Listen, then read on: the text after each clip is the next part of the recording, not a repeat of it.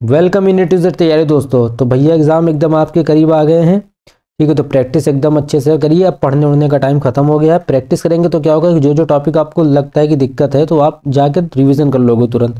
ठीक है, तो प्रैक्टिस पर ज़्यादा फोकस करो। अगर सीटेट का पेपर आपको क्लियर करना है तो प्रैक्टिस आपके लिए बहुत ज़रूरी है। ठीक है, प्रैक्टिस कर करके ही आपको पता चल जाएगा कि कहाँ पर आप लैग कर रहे हो। बस वही मेन होता है, फीडबैक लेना होता है। ठीक है, तो चलो एक तरीके से आपका ये फीडबैक वीडियो हो जाएगा कि आपको ग्रोथ एंड डेवलपमेंट टॉपिक से कहाँ कहाँ पर दिक्कत आ रही है। तो अभी ये तो पहली वीडियो हो गई। ठीक है, डेली आपको शाम 8 बजे वीडियो मिल जाएगी हमारे चैनल पर, तो हो सके तो सब्सक्राइब वगैरह कर लेना। ठीक है, एग्जाम तक कर लो, बाद में फिर भले अनसब्सक्राइब कर देना। लेकिन जब तक आपको यहाँ पर अच्छा कंटेंट मिलता रहेगा तब तक आप जुड़े रहिएगा। तो अब यहाँ पर चलो स्टार्ट करते हैं।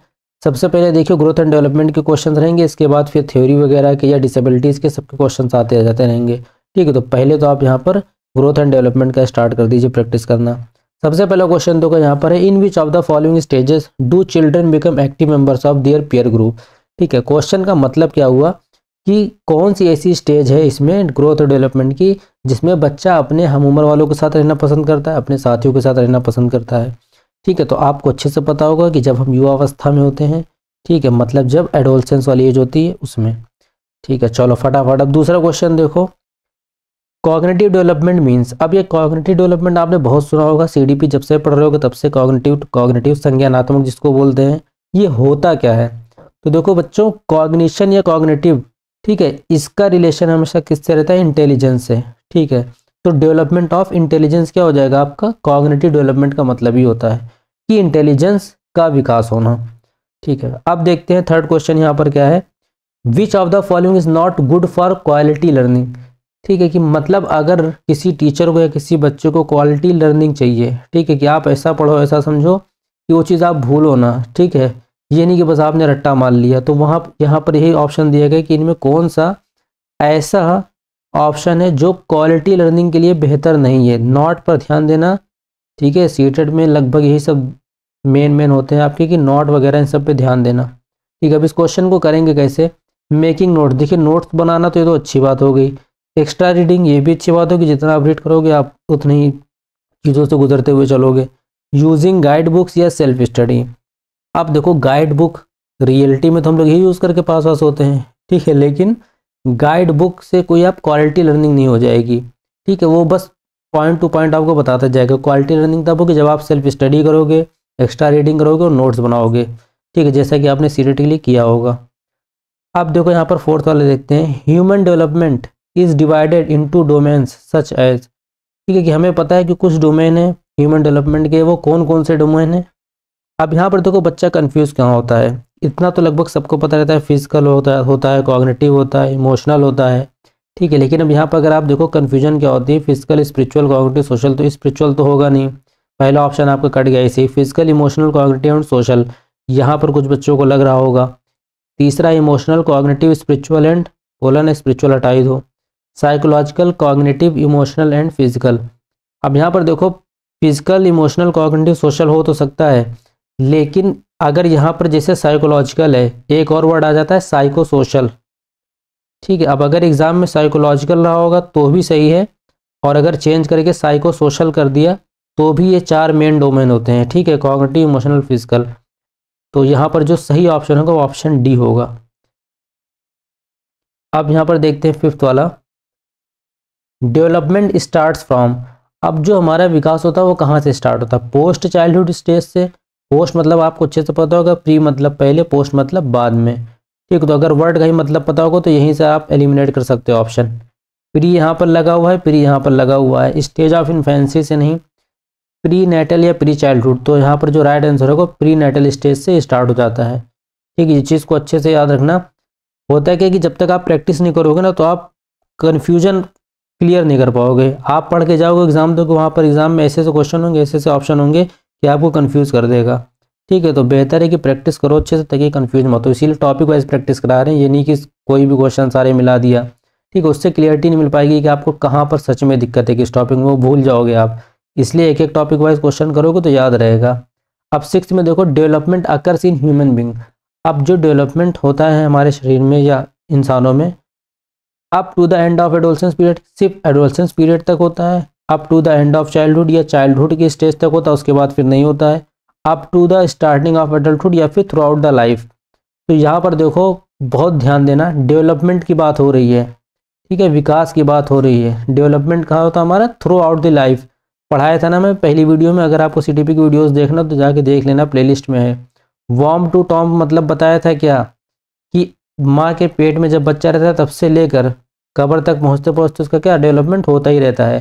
हाँ, अगर यहाँ पर ग्रोथ होता तो ग्रोथ क्या है, थ्रू आउट द लाइफ नहीं चलेगा, ठीक है, वो एक सर्टेन स्टेज के बाद स्टॉप हो जाता है, स्लो होता है फिर स्टॉप हो जाता है। लेकिन अगर डेवलपमेंट की बात हो रही है तो वो थ्रू आउट द लाइफ चलती रहती है आपके। चलो अब 7th वाला क्वेश्चन देखते हैं। जो क्वेश्चन आपको आते हैं तो हो सके तो वीडियो पॉज करके पहले खुद आंसर कर लो, फिर बाद में देखो। अब यहाँ पर देखते हैं 7th वाला, which of the following principle of development is incorrect one. अब जो प्रिंसिपल्स ऑफ डेवलपमेंट है, ठीक है, उनमें से ये 4 ऑप्शन दिए गए कि इसमें से कौन सा नहीं है, ठीक, which of the following principle of development is incorrect one, ठीक है, इनकरेक्ट है। तो there are individual differences in development, अगर आपने पढ़ा होगा तो बिल्कुल इंडिविजुअल डिफरेंस होता है डेवलपमेंट में। Development is result of coincidence, है कि डेवलपमेंट मतलब कोइंसिडेंटली हो जाता है, या it is a continuous process, it is predictable. तो देखो ये तो इसके प्रिंसिपल है, प्रेडिक्टेबल है, कॉन्टिन्यूअस है, ठीक है, इंडिविजुअल डिफरेंसेस भी होता है, लेकिन ये चीज़ इनकरेक्ट है, बी वाला, development is result of coincidences, ये एकदम गलत है, ठीक है। अब यहाँ पर हम देखते हैं 8th वाला, ह्यूमन डेवलपमेंट इज क्या है, क्वालिटेटिव है, क्वांटिटेटिव है, या immeasurable to a certain extent, या बोथ ए एंड बी। देखो एक चीज़ ध्यान देना, अगर आप सिर्फ ट्रिक की बात करें हम, तो जब भी एग्जाम में बोथ वाला ऑप्शन आए या फिर नन वाला आए, ठीक है, तो थोड़ा ध्यान से क्वेश्चन करना। अगर आपको कुछ नहीं आता है तो या तो बोथ पे लगा देना, अगर नन दिया होगा तो नन पे लगा देना, क्योंकि तभी ये ऑप्शन देता है। अब ह्यूमन डेवलपमेंट क्या होता है, अगर आपने ग्रोथ डेवलपमेंट पढ़ा है तो ग्रोथ क्या होता है, ग्रोथ क्वांटिटेटिव होता है, मतलब जिसमें सिर्फ नंबर्स का काम होता है, नापते हैं तौलते हैं, ठीक है। लेकिन डेवलपमेंट में कौन कितना इमोशनल है, कौन कितना इंटेलिजेंट है, इस चीज़ को हम नाप नहीं सकते तराजू पर रखिए, ठीक है। तो ये क्वालिटेटिव भी होता है और क्वांटिटेटिव भी होता है, इसलिए यहाँ पर डी वाला ऑप्शन सही होगा, बोथ ए एंड बी। आप चलिए देखते हैं 9th वाला, physical growth and development is called, physical growth and development को हम क्या बोलते हैं, ठीक है। अब यहाँ पर देखिए आप, रेडीनेस, मोबिलिटी, मैच्योरेशन या हेरिडिटी। अब यहाँ पर जो राइट आंसर होगा वो फिजिकल ग्रोथ एंड डेवलपमेंट का मैच्योरेशन होगा, ठीक है। मैच्योरेशन आपको पता है कि मैच्योरिटी लेवल, ठीक है, यही चीज़ होती है। हेरिडिटी हमारा जीन से रिलेटेड हो जाएगा। अब देखते हैं यहाँ पर हम 10th वाला, factors influences the emotional development are. अब जो इमोशनल डेवलपमेंट होता है हमारा, ठीक है, उसको कौन कौन से फैक्टर्स प्रभावी होते हैं या प्रभावित करते हैं, फिजिकल हेल्थ या मेंटल हेल्थ या फैटिग या ऑल ऑफ द अबव। हाँ देखो एक अभी बताया था ना कि बोथ हो या तो नन हो और या ऑल ऑफ द अबव हो, ठीक है। ज़्यादातर जो एग्ज़ाम में सीटेट के देखे हैं अब तक हमने, बोथ और ऑल ऑफ द अबव ये दोनों ऑप्शन में जिसमें रहते हैं लगभग वो पूरा का पूरा सही ऑप्शन ही रहता है, ठीक है। तो यहाँ पर ध्यान देना, अगर इमोशनल डेवलपमेंट की बात करें तो कौन कौन से फैक्टर, फिजिकल हेल्थ होगी, मेंटल एबिलिटीज़ भी से हो, फैटिग, ठीक है, ये तीनों चीज़ क्या करती हैं, प्रभावित करती हैं हमारे इमोशनल डेवलपमेंट को। तो जो सही आंसर होगा वो ऑप्शन नंबर डी हो जाएगा। आप देखिए देखते हैं 11th वाला, which of the following are groups falls under later childhood category. अब देखो चाइल्डहुड में 2 कैटेगरी होती है, एक होती है अर्ली चाइल्डहुड और एक होता है लेटर चाइल्डहुड। तो अब इनमें से कौन सी एज है जो लेटर चाइल्डहुड में आती है, तो आपको अच्छे से पता है कि 6 ईयर्स, ठीक है। अगर आपने देखा होगा तो 2 से 6 ईयर तो आपका अर्ली में आ जाएगा, ठीक है। तो लेटर चाइल्डहुड में आपका क्या आ जाएगा, 6 के बाद, मतलब 6 से 11, ठीक है, ये चीज़ का याद रखना। एजेस वगैरह थोड़ा ऊपर नीचे हो सकती हैं, ठीक है। तो जो ज़्यादा करीब लगे आपको अपने आंसर के उसी पे टिक करना। 12th वाला देखते हैं, in middle childhood speech is more dash rather than.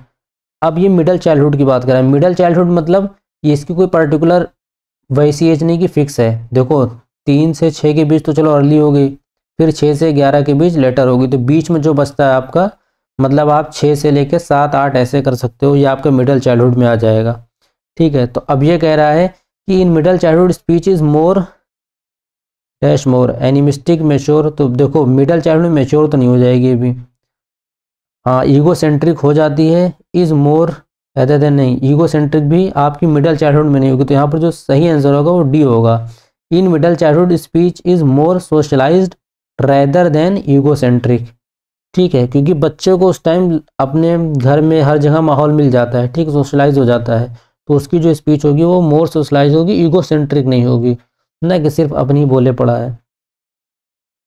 13th वाला देखते हैं, the period of infancy is from. अब देखो इस टाइप के भी क्वेश्चन बहुत आते हैं कि इन्फेंसी पीरियड आपका कहाँ से कहाँ तक होता है। तो अगर आपने थोड़ा बहुत भी पढ़ा होगा ना तो ये तो रटा ही होगा, 0 से 2, फिर 2 से 6, ऐसे इस तरीके से, तो भी आप कर ले जाओगे। तो यहाँ पर जो इन्फेंसी का पीरियड होगा वो 0 से 2 ईयर्स में आता है। ठीक है, याद रखना early childhood, letter childhood, adolescence, ये ग्रोथ एंड डेवलपमेंट से एक ना एक क्वेश्चन तो कन्फर्म ही रहता है, वो आप कोई भी पेपर उठा के देख लेना। ठीक है, इवन मैंने अपनी वीडियो में पूरा सीरियल ऑर्डर भी बताया था कि कैसे कैसे आते हैं क्वेश्चन, उसी हिसाब से प्लेलिस्ट में देख लीजिएगा, आपको वीडियोस मिल जाएंगी सीडीपी की। Which of the following is not related to the principles of growth and development. अब फिर देखो प्रिंसिपल सारे आ गए, अब इनमें से कौन सा है जो प्रिंसिपल नहीं है। प्रिंसिपल ऑफ कंटिन्यूटी, ये तो है, principle of classification, principle of integration और प्रिंसिपल ऑफ इंडिविजुअलिटी। ठीक है, तो प्रिंसिपल ऑफ क्लासिफिकेशन का कोई काम नहीं है डेवलपमेंट में। ठीक है, कोई किंगडम क्लासिफिकेशन नहीं कर रहे हम, तो जो सही आंसर होगा बी होगा।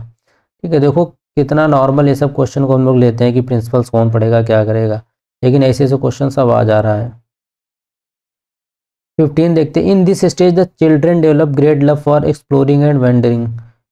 अब ये देखो यहाँ पर आपको कौन सा आंसर होगा कि इस ये जो एज है या जो अवस्था है, ठीक है, बच्चों को क्या मज़ा आता है इस एज में, घूमने फिरने में, चीज़ों को एक्सप्लोर करने में। ठीक है, आप उनको मना करोगे ये ना करो, कब करेंगे कि ऐसा क्या है इसमें, ठीक है, एक्सपेरिमेंट करेंगे, ये सब कब करते हैं वो। पहली बात तो वो इस लायक हो जाएंगे कि वो चीज़ कर सके, बाहर जा सके, घूमने कुछ भी कर सकें, ऐसा कि उनको कोई रोक ना पाए। ठीक है, तो ये सब चीज़ इन्फेंसी में तो कर नहीं सकते वो। ठीक है, चाह के भी वो ना खड़े हो पाएंगे, ना कुछ दौड़ पाएंगे, ना भाग पाएंगे।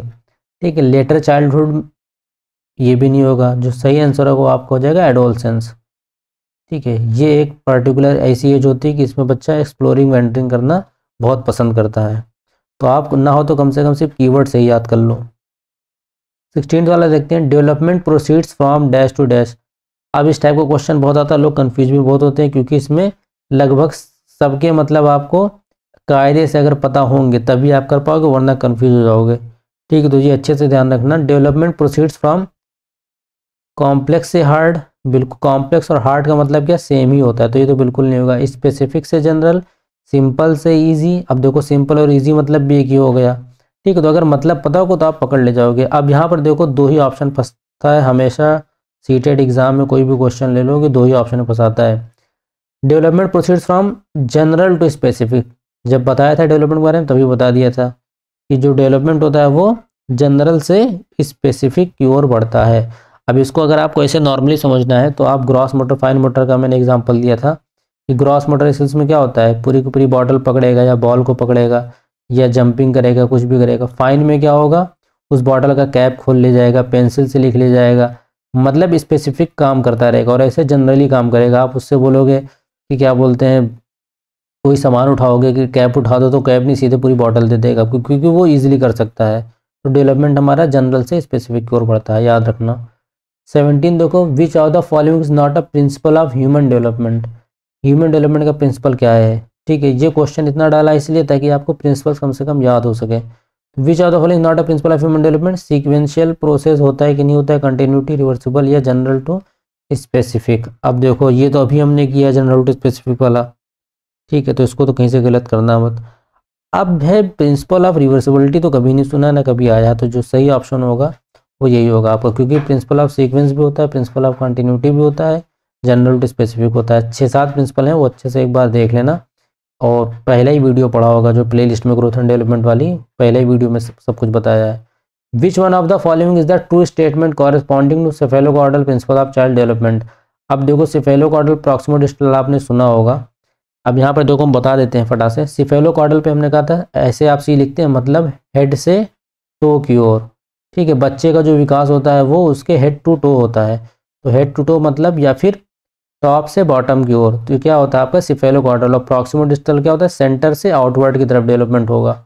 ठीक है, सेंटर से आउटवर्ड। अब यहाँ पर देखो ऑप्शन क्या, development of from head to foot, या development is from foot to head, या development is from middle to periphery. अब यहाँ पर देखो आप मिडल टू पेरिफेरी ये आपका प्रॉक्सिमल डिस्टल होता है, ये चीज़ याद रखना। Development of from head to foot, तो हमारा जो सही ऑप्शन होगा वो हेड टू टो या हेड टू फुट जो मैंने बताया था वही होगा। ठीक है, अब देखते हैं 19th वाला। The central focus of child psychology is, ठीक है, जो चाइल्ड साइकोलॉजी है, ठीक है, जो हमारा मेन सब्जेक्ट है जिसका हम प्रैक्टिस कर रहे हैं, इसका मेन फोकस क्या है, ठीक है, इस किस पर ज़्यादा आधारित है। तो ये साइकोलॉजी किस पर आधारित है, चाइल्ड पे। सिंपल सा है, टीचर के ऊपर नहीं, टीचिंग ऊपर स्कूल नहीं, सीधा सीधा चाइल्ड पर है। बोलते ना बाल केंद्रित, तो बच्चे के ऊपर है सीधे। अब लास्ट वाला क्वेश्चन है ये, early childhood is dash period for language development. ये क्वेश्चन भैया अच्छे से रट लेना, ये बहुत कई बार ये क्वेश्चन आ चुका है अब तक। ठीक है, कि अर्ली चाइल्डहुड क्या है, कैसा है, not so significant, not an unimportant, sensitive and natural. तो sensitive period for language development है। ठीक है, ये चीज़ अच्छे से याद रखना। तो यहाँ पर जो राइट आंसर होगा वो ऑप्शन नंबर सी होगा। अब अगर आपको ऐसी और भी टॉपिक वाइज वीडियोस चाहिए, प्रीवियस ईयर क्वेश्चन, ठीक है, प्रैक्टिस तो आप कर ही रहे होगे बुक से कहीं से भी, बेशक वो मुझे पता है, लेकिन टॉपिक वाइज प्रैक्टिस करने के अपने अलग ही बेनिफिट होते हैं। तो अगर आपको चाहिए और वीडियोस, तो चैनल को हो सके तो सब्सक्राइब कर देना। ठीक है, आपके लिए सिर्फ 20 क्वेश्चन होंगे, मगर हमें ये 20 क्वेश्चन इकट्ठा करने में, एडिट करने में, लिखने में, सब में बहुत टाइम लग जाता है। तो हो सके तो मेहनत के लिए थोड़ा बहुत चैनल को सब्सक्राइब वगैरह कर दो, और कमेंट कर देना किसके कितने आंसर सही हो गए हैं और किस टॉपिक पे वीडियोस चाहिए आपको। चलो फिर मिलते हैं नेक्स्ट वीडियो में, तब तक के लिए बाय बाय।